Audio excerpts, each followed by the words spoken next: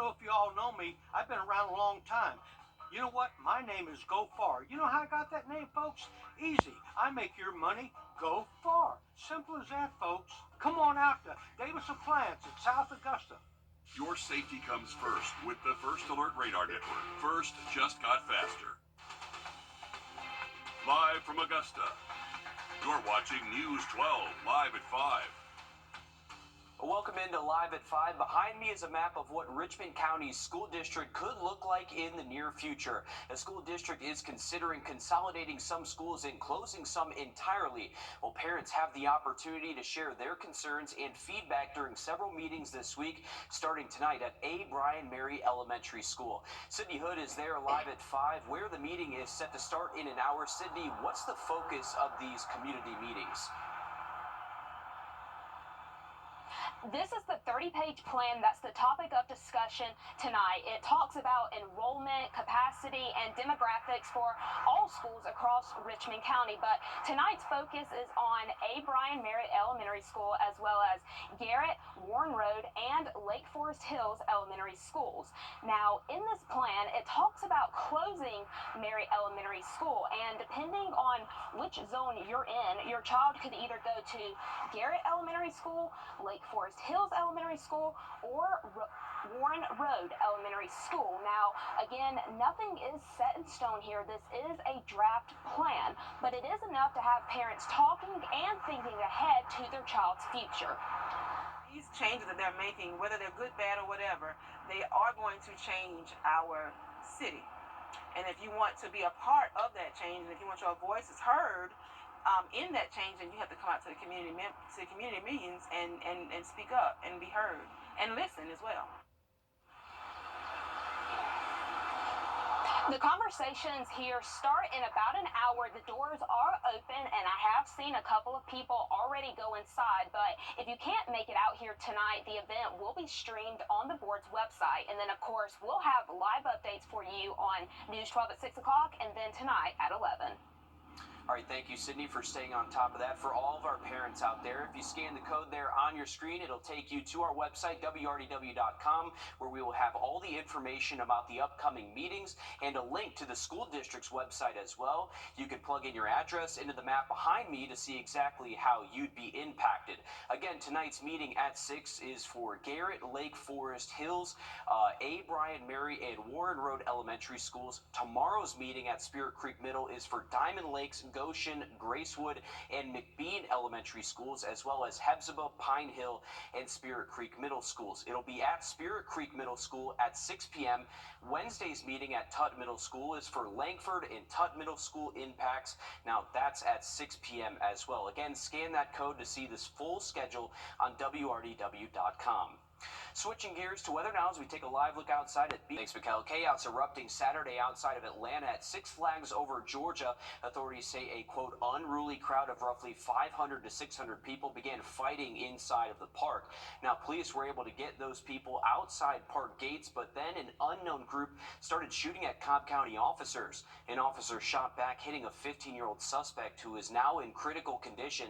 This incident has caught the attention of many who say gun violence in communities must end.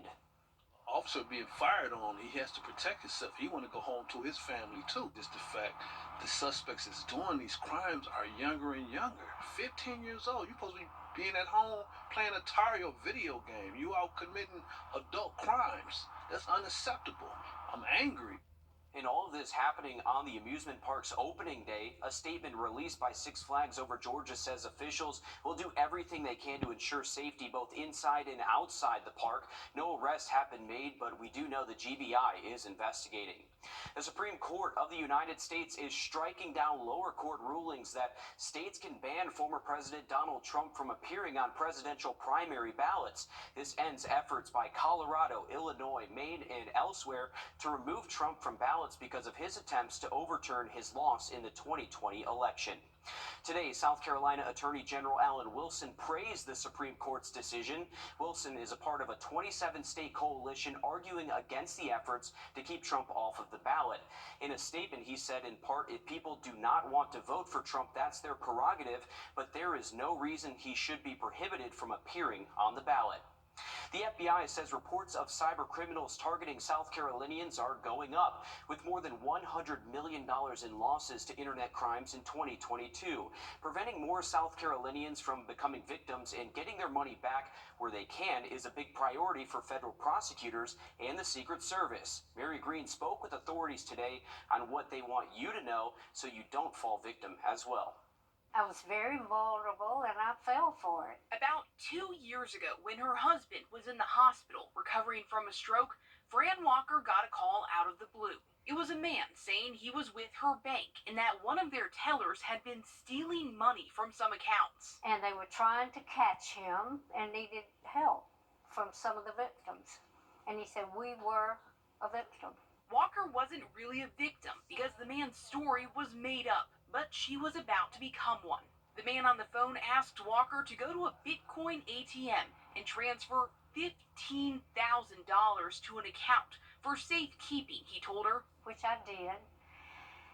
And then I got home and I panicked. Walker's gut feeling was right. She got scammed, and her $15,000 was gone. She called Greenville police right away, and eventually the investigation made its way to Secret Service, which investigates financial and cyber crimes. Everybody has 2 or 3 phones, and their homes are full of internet-connected devices, so there's more chances to be targeted. Diagrams like this illustrate how complex these criminal webs can be as money moves and splits from account to account in one country to the next. And then you may have the money going to support a terrorist network in a foreign country. A lot of times, investigators can't identify who these bad actors are. What we can find through the tracing mechanisms that the Secret Service and FBI utilize is the actual money that's been stolen. That's where the U.S. Attorney's Office comes in, by applying for federal seizure warrants that can allow them to get that money back to its rightful owners. We are seeing these pretty routinely now. But for someone who's targeted, time is of the essence to report it. The earlier you tell us, the better chance you're going to get your money back. That's what Walker did. Now, after completing some paperwork, she'll get her full $15,000 back soon. Feels good. Now here are some of the top tips from the Secret Service to avoid becoming a victim. They say if something sounds too good to be true, it probably is, so they recommend taking time and talking with a trusted loved one before sending any money. If you've never used cryptocurrency before and are asked to send a significant amount of money, they say that's a red flag too. And if you think you may have been scammed, don't be ashamed and contact your local law enforcement as soon as possible. A rise in violence at VA health centers leading to calls for change and increased security. What's being done to protect those who have served our country? That's coming up next. Mikkel? It's been a beautiful afternoon for today. Finally, the return of some sunshine. We are going to see rain chances, though, moving in by tomorrow, so stick around to hear more about that. Time and 70 by Sunday. All right, thanks, Mikkel. New security measures are coming to Atlanta's VA Medical Center after an armed veteran is killed inside the emergency room last month. As Patrick Quinn explains, a rise in violence at VA clinics expands far past the Peach State. Engine 1 on scene, the Claremont Road Command out the VA investigating. Inside the Atlanta VA ER in late January, police said 58-year-old John Robert Smith, contemplating suicide, advanced towards a VA staff member with a knife. That's when a VA security guard shot and killed Smith. A month after Smith's death, VA Deputy Secretary Tanya Bradsher toured the Atlanta hospital. The incident that happened here last month wasn't just impacting Atlanta. We saw it in D.C., wanting to make sure that we did everything we can to provide the security measures here to ensure that doesn't happen again. Bradsher said among those new security measures, they're adding more VA police officers. They're reviewing body camera video to help enhance de-escalation tactics and adding metal detectors at the hospital entrances. Hello, how you doing today? What's the timetable of the weapons detection system to actually be installed? Our goal is to have them here in April, and hopefully we can get them fully installed by the end of the month. For many staff members, these changes are long overdue. Last July, staff at the Atlanta VA launched this online petition titled Protect Emergency Department Staff and Veterans at the Atlanta VA MC. Among their demands, installation of security devices, such as metal detectors. Those demands were not met at the time. And a day after the ER shooting in January, in an email acquired by Atlanta News First between Atlanta VA doctors, one wrote, and an attached letter to Senator John Ossoff, had our recommendations for weapons detectors been instituted, this veteran would be alive. John Robert Smith died that day. But with new security measures coming to the Atlanta VA, federal officials are confident those who served our country and the healthcare professionals that serve them will be better protected. Bye, have a good day. Bye-bye. We need to make sure that our veterans can come to a medical center that is safe, and we need to make sure that our employees can work in a medical center that is safe. VA healthcare workers are also requesting bulletproof and shatterproof glass enclosures in the reception and triage areas, as well as more emergency exits and more areas that require ID badge access. A law to protect African American burial grounds has no money behind it. Next, the call to protect sacred ground. Now, when you hear that music, you know what time it is. It's finally time to do some dancing.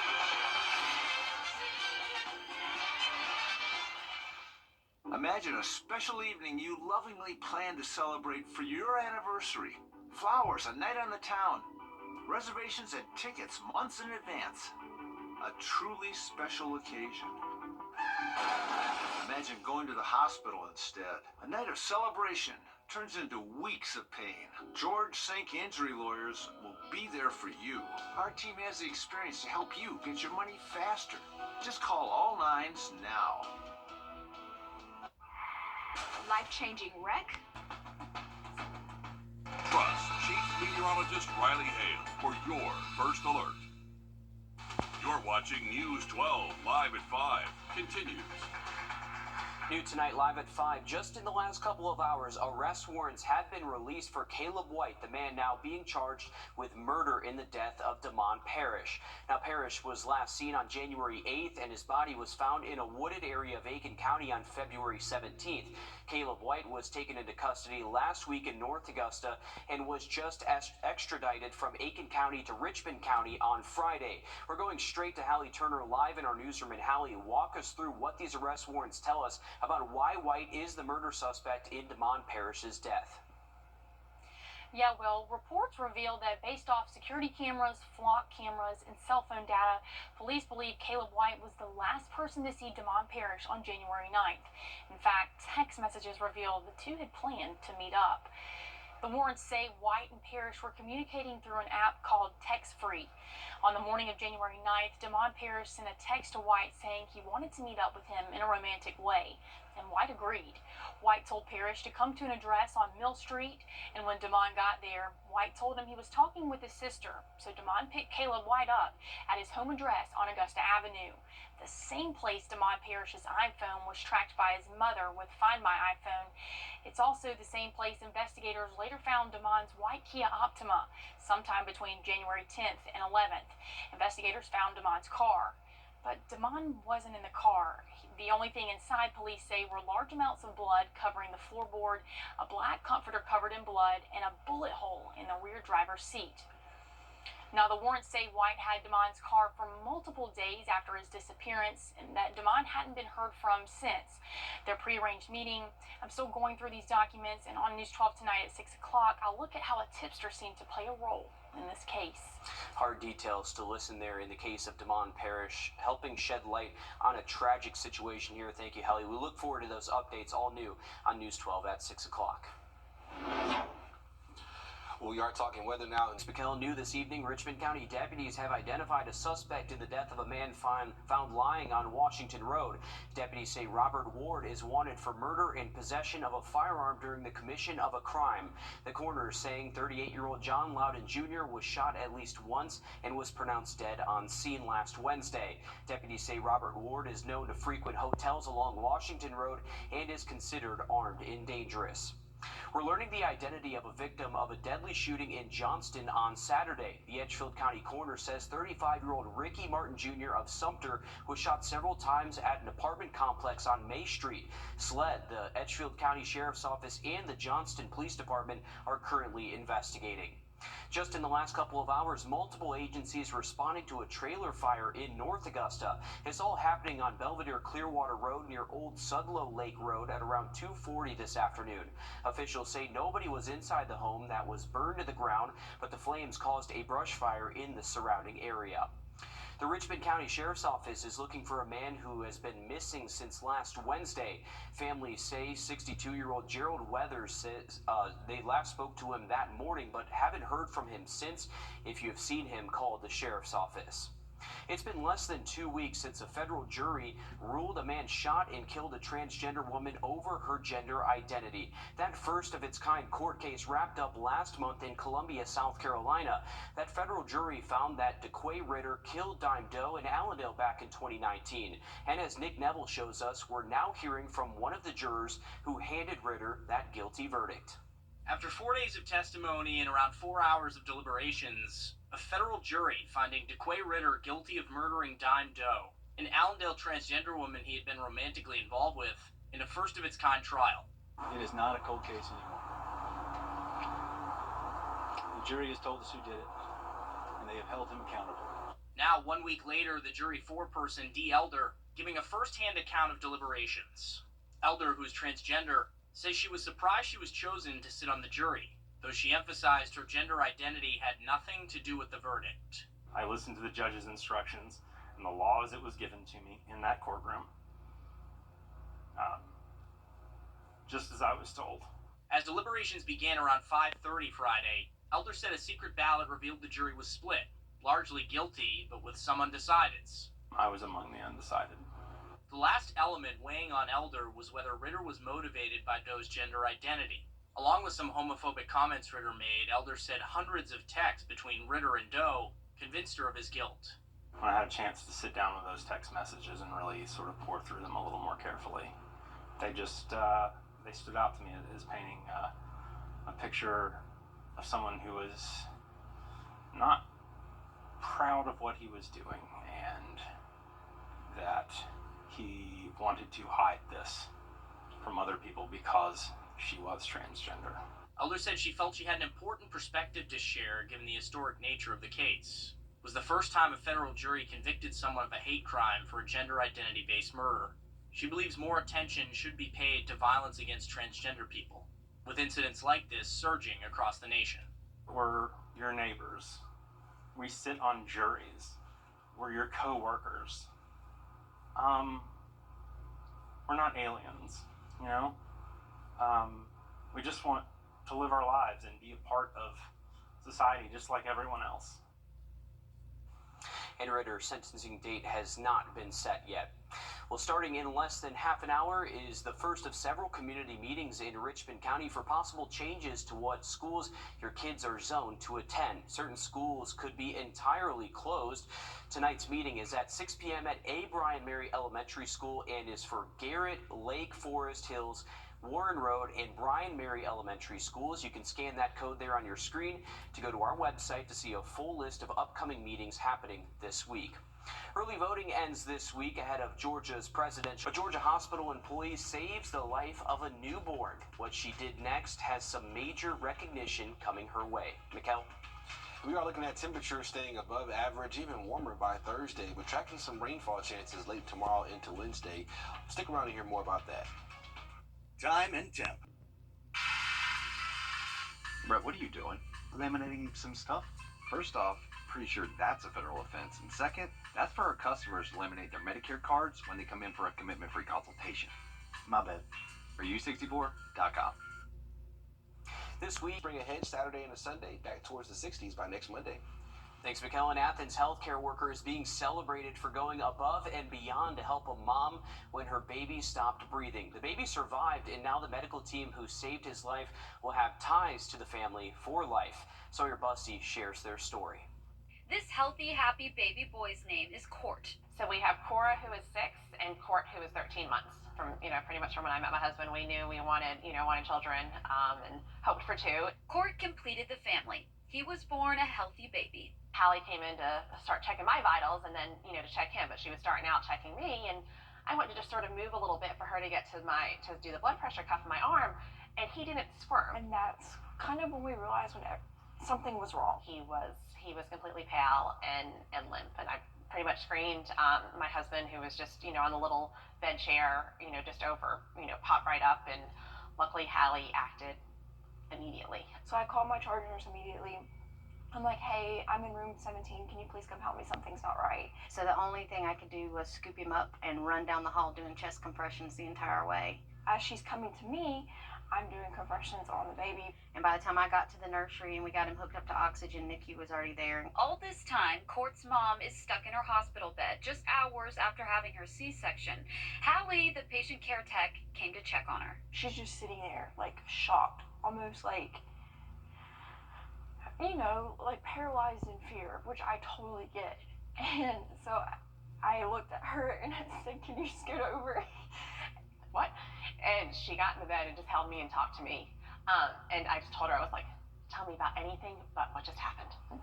So we talked about life. That one act of empathy, and Hallie made a connection with the Stewart family. She had those instincts and that somebody cared enough that, you know, they didn't just go about their day, that it was like, okay, hey, this person really needs you. Court survived. Everybody played a part in saving Sweet Court's life. Hallie was recognized for her empathy. And when it came time for Hallie to get married, the Stewarts attended with pride. It was nice to see that there are still truly very good-hearted people.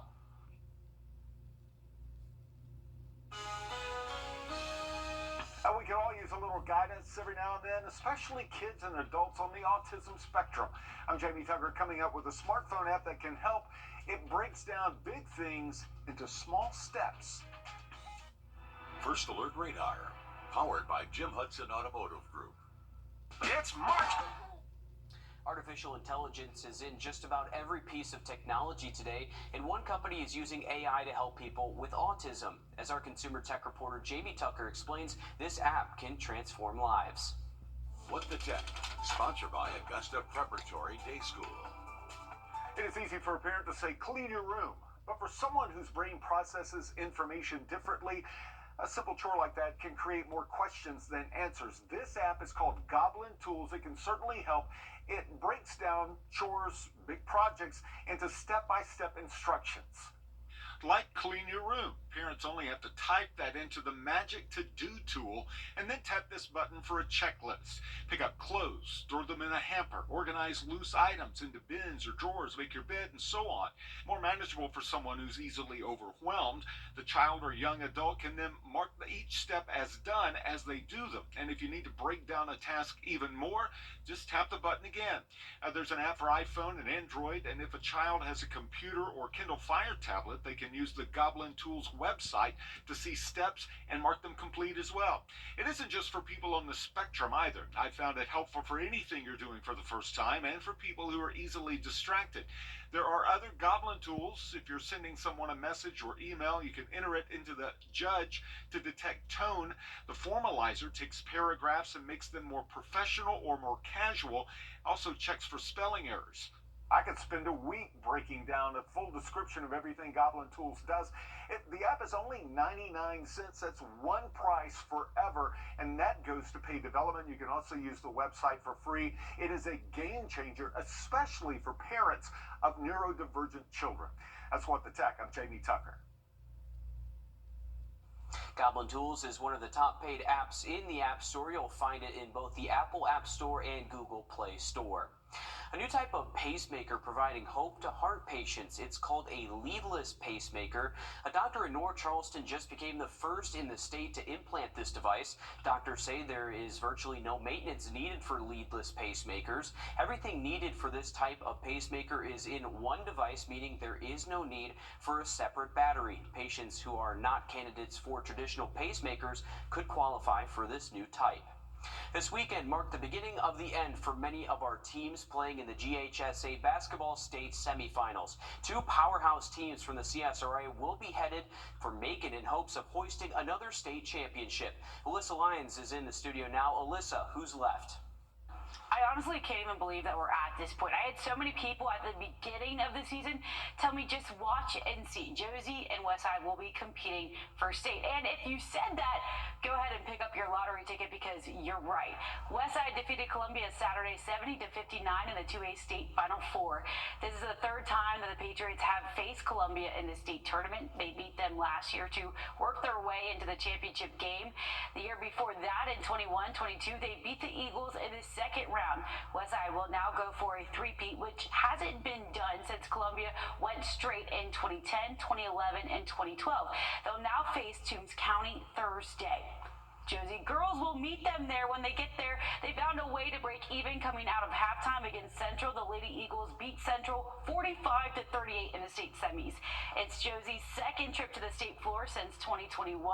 The 28-3 squad will face Mount Perrin Christian and the 2A state game come Thursday. Looking good right there on the film. As far as looking at rainfall chances, we actually have the potential for some rounds of heavy rainfall tomorrow and again finishing off the week. We'll talk about it after a short break. If you've been hurt in a car wreck, what are you waiting for?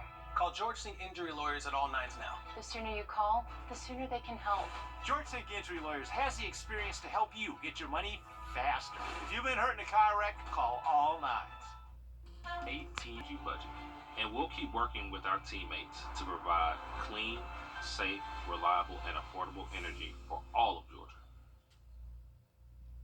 Hey, it's Anna Christina. Spring is right around the corner. At Jimmy's Home Furnishings, we're celebrating with some incredible deals. Get up to $800 off of Stearns & Foster mattresses, or take up to $500 off of Tempur-Pedic mattresses. Nothing says tournament week in Augusta like a new set of patio furniture. Come shop our enormous showroom for all of your furniture needs. At Jimmy's, we offer free delivery. Come see us in Grovetown, just 2 miles from exit 190. Jimmy's Home Furnishings, where it feels like home.